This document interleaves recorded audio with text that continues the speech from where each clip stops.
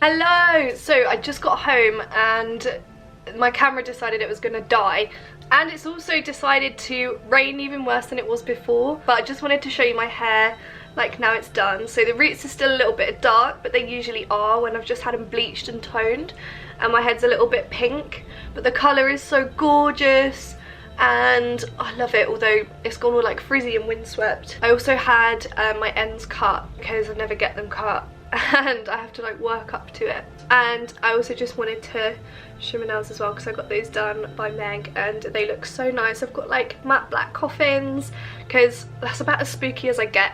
I don't really do Halloween, so I wanted to, this is about as Halloween-y as I'm gonna get. But I just wanted to do like an outro because I didn't get a chance to say goodbye at the salon because my camera decided to die, but I just wanted to say my hair's beautiful. I always really love going there. It's just so nice. My hair always looks amazing, the colour's perfect, and I love it. And that's the end. So thank you for watching. I really hope you enjoyed it, and I will see you in the next video. Goodbye.